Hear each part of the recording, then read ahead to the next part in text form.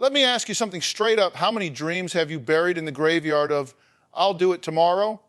Be honest. How many opportunities have passed you by because you were waiting for the right time? If you're sitting there thinking, yeah, that's me, you're not alone. But let me tell you this, there's a silent thief in your life, and it's not a person, not bad luck, not a lack of talent. It's procrastination. And if you don't drag it out into the light, it will rob you blind. Here's the truth. Nobody is coming to rescue you from your own excuses.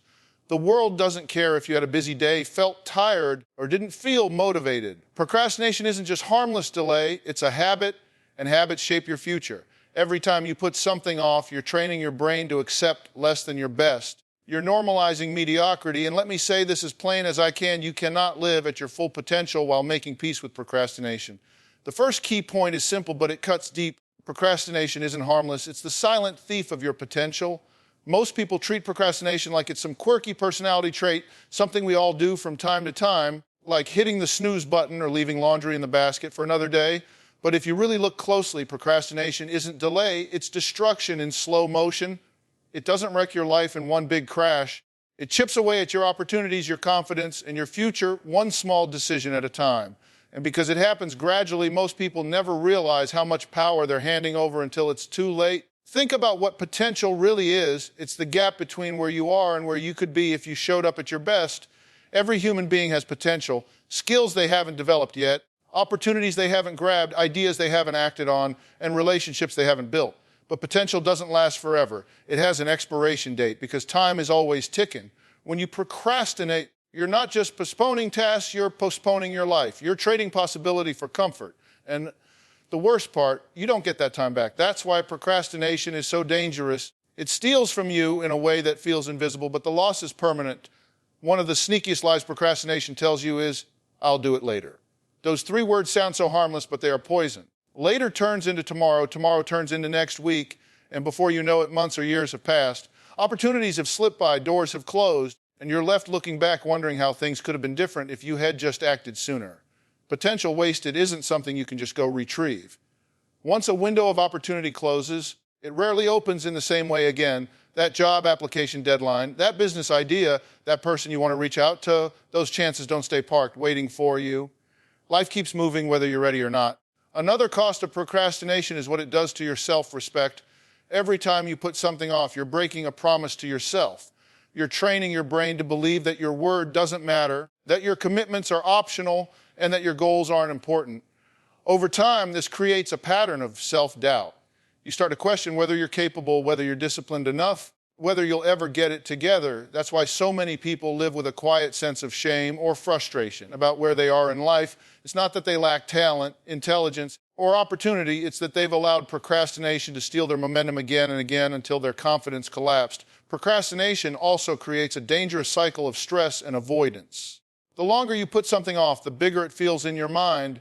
What started as a small task grows into a mountain because you've let it sit. That growing pressure creates more stress, and the stress makes you want to avoid it even more. Before long, you're not only behind on the task, you're carrying the weight of guilt and anxiety on your shoulders. That emotional burden bleeds into other areas of your life, your focus at work, your patience with loved ones, even your health. Procrastination doesn't just rob your future, it poisons your present. Now, here's the really tough truth. Procrastination is not about time management. It's about self-management. Everybody has the same 24 hours in a day. The difference between people who live at their potential and people who don't comes down to what they do with those hours. If you're procrastinating, it's not because you don't have enough time. It's because you're choosing comfort over growth. You're choosing distraction over discipline. And the price you pay is a smaller life than you're capable of living. That's why I call procrastination the silent thief. It robs you while you're the one handing over the keys. Imagine if you could add up all the hours, days, and weeks you've lost to procrastination. Imagine how many skills you could have developed, how many connections you could have made, how much money you could have earned, or how much healthier you could have been. That's not a fantasy, it's reality. Every delay has a cost, and the scariest part is that most people don't notice the full bill until they're older, looking back on years of untapped potential. By then, it's not just about missed opportunities, it's about regret.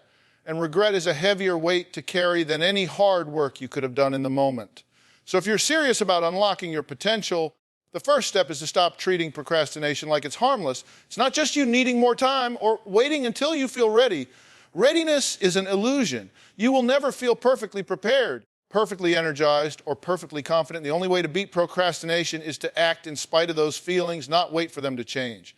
Because every time you choose action, you take back what procrastination has been stealing from you: your time, your self-respect, your progress, and ultimately your future. Procrastination is not just a bad habit, it is the silent thief of your potential.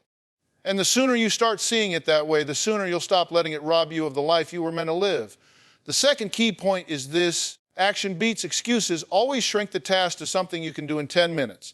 This principle sounds simple, but it can radically change the way you operate in life. Most people overthink, overplan, and overcomplicate their goals to the point where they feel paralyzed. They look at the size of what needs to be done, and instead of taking a step, they freeze.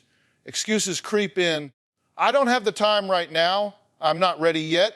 I'll start when things calm down. But here's the truth: the longer you sit in that place of hesitation, the easier it becomes to justify inaction. Excuses multiply while progress stalls. Action is the only antidote to that cycle. Think about the times you've built something meaningful in your life. It didn't happen because you had the perfect plan or the perfect conditions. It happened because you took a step, maybe a clumsy, uncertain, imperfect step, but a step nonetheless. Action creates clarity. Action builds momentum. Action silences the excuses that play on repeat in your head. When you move, you cut through the noise. The problem is, people often look at the big picture and psych themselves out. They stare at the mountain and forget that every mountain is climbed one step at a time. This is where the 10-minute rule comes in. If a task feels overwhelming, shrink it down to the smallest possible action you can take in the next 10 minutes. That small act may seem insignificant, but it's a game changer. For example, if you want to start exercising but feel unmotivated, don't commit to a 90-minute workout. Lace up your shoes and walk around the block for 10 minutes. If you've been putting off writing a report or a book, don't promise yourself a chapter. Just commit to opening the document and writing for 10 minutes. If you need to organize your house, don't tackle the entire room. Just clean one drawer for 10 minutes. What happens is that the resistance melts once you're in motion. 10 minutes leads to 15, 15 to 30, and before you know it, you've accomplished more than you expected. But even if you stop at 10 minutes, you've proven to yourself that action is possible. The psychology behind this is powerful. Your brain craves completion, and when you set a micro goal, something so small it feels doable, you bypass the fear and avoidance that procrastination feeds on. The human brain is wired to protect you from discomfort, so it perceives big, daunting goals as a threat. That's why you feel resistance when you think about huge tasks. But when you shrink the task, your brain doesn't see it as dangerous. Suddenly, there's no reason not to start. Excuses lose their grip because the barrier is too low to justify avoidance. Excuses thrive in the gap between intention and action. The longer that gap is, the louder your excuses become. If you say, I'll start working on this project later this week, that's a wide open door for distractions, doubts, and interruptions to walk in. But if you tell yourself, I'll spend the next 10 minutes making an outline, you leave no room for negotiation. The gap is closed. Action begins immediately, and with action comes power. One of the biggest myths people believe is that they need motivation to act. The truth is, motivation is the result of action, not the cause. Waiting until you feel motivated is a losing strategy, because motivation comes and goes like the weather. But if you take a small step, even without motivation, you generate momentum, and that momentum fuels motivation. The 10-minute rule is the bridge between knowing and doing. It turns vague intentions into tangible movement. Let's look at what happens when you consistently apply this. Say you've wanted to write a book. That project might feel huge, so you keep putting it off. But if you commit to just 10 minutes of writing a day, you'll write 70 minutes in a week. That might only be a few pages, but in a month it's dozens of pages, and in a year it's a full manuscript. The compound effect of small actions is massive. What once felt impossible becomes inevitable when you chip away at it daily. The same principle applies to fitness, finances, learning new skills, or repairing relationships. It's not about dramatic breakthroughs. It's about consistent, small actions that add up over time. The 10-minute action rule also removes perfectionism from the equation. You don't have to be perfect for 10 minutes. You don't have to create the best work of your life or solve every problem in that short window. You just have to start. And once you start, perfectionism loses its grip because progress becomes more important than polish. Excuses are powerless in the face of immediate action. That's why shrinking the task is so effective. You can't argue with 10 minutes. You can't tell yourself you don't have the time because everyone has 10 minutes. You can't tell yourself it's too overwhelming because you're not doing the whole thing. You're doing a fraction. You can't tell yourself you're not ready because readiness isn't required for something that's small. 10 minutes destroys every excuse before it has a chance to build momentum. So the lesson is this: if you want to break free from procrastination, stop waiting for the perfect conditions. Stop letting your mind convince you that you'll do it later. action beats excuses every single time, and if you want to make action non-negotiable, shrink your goals down until they feel too easy to avoid. 10 minutes can change your day. 10 minutes done consistently can change your life. The third key point is this: systems and accountability will outperform motivation every single time. Most people think the reason they're stuck is because they don't have enough motivation.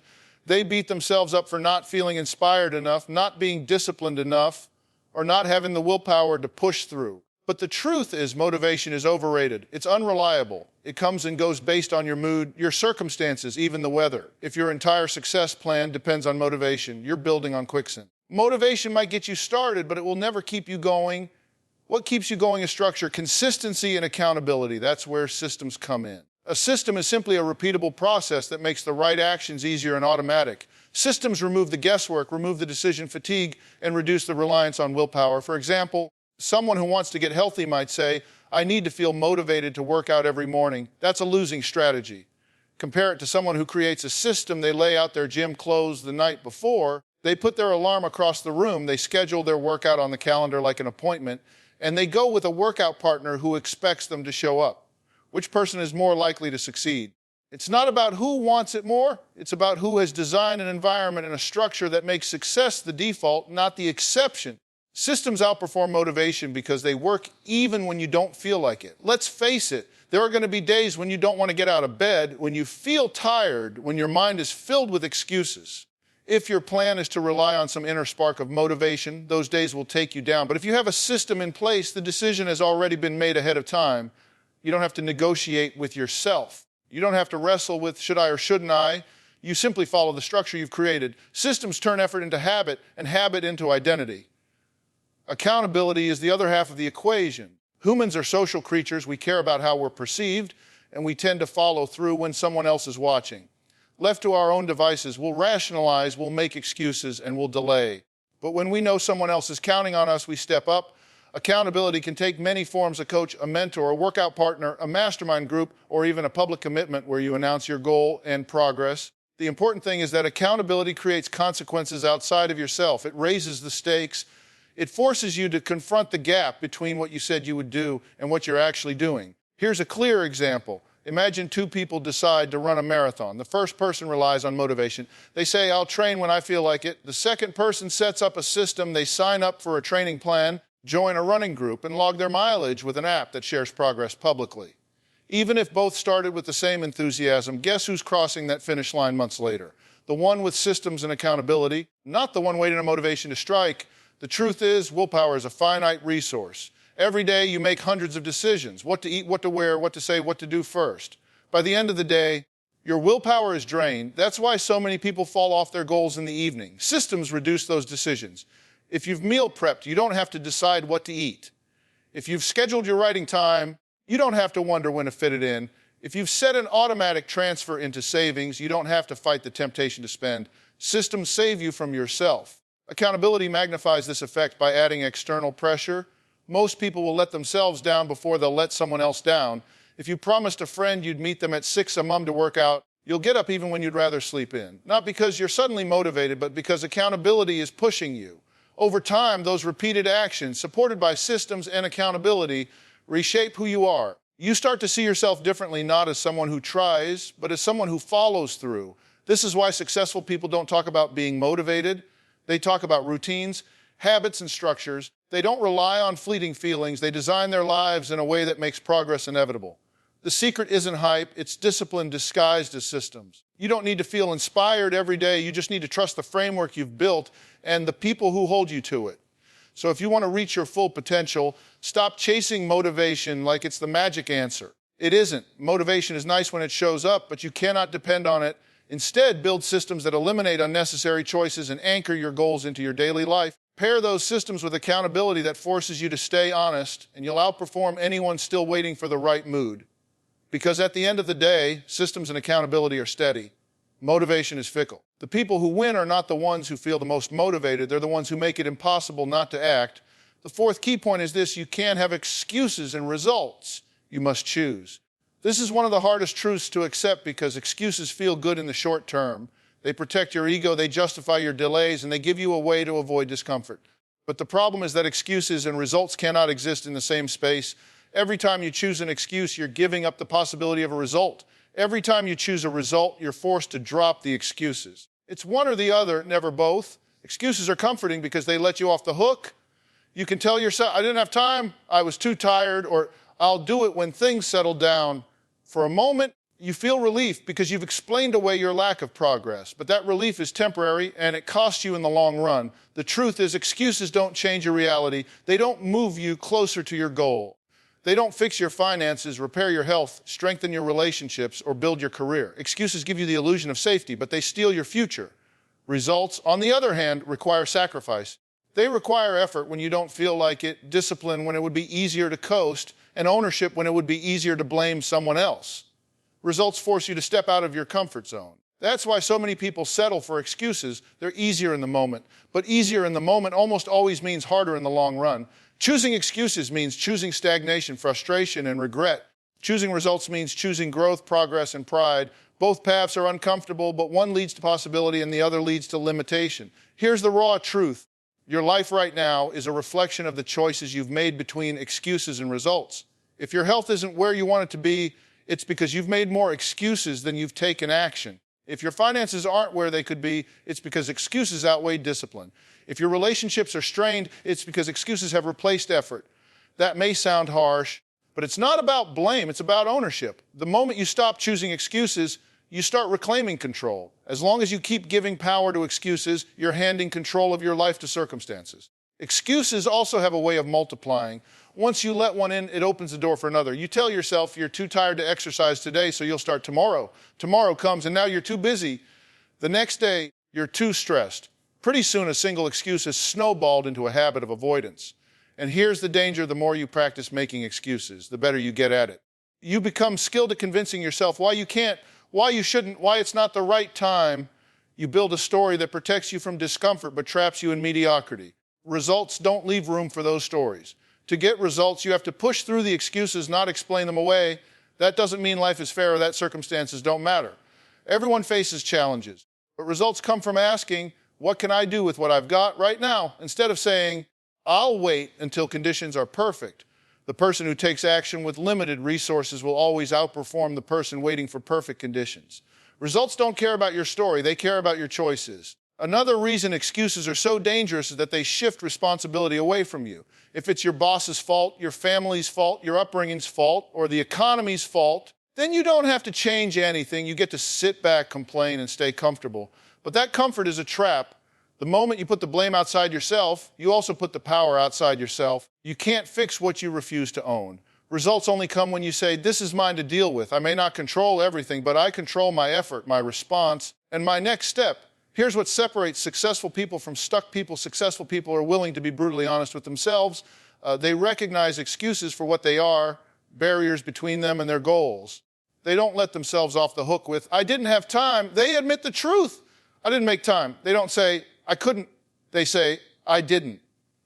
That level of honesty is uncomfortable, but it's also freeing because once you stop hiding behind excuses, you can finally do something about your situation. At the end of the day, excuses and results require the same energy. It takes energy to maintain a story about why you can't. It takes energy to convince yourself tomorrow will be better. That same energy could be used to take action, however small, toward your goal. The difference is that excuses drain you while results build you. Excuses keep you stuck while results move you forward.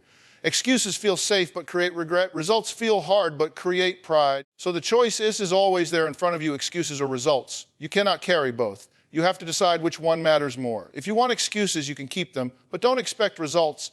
If you want results, you have to kill the excuses and own your effort. The choice isn't easy, but it is simple. Every day, in every area of your life, you're making that decision. The quality of your life will always match the quality of those choices.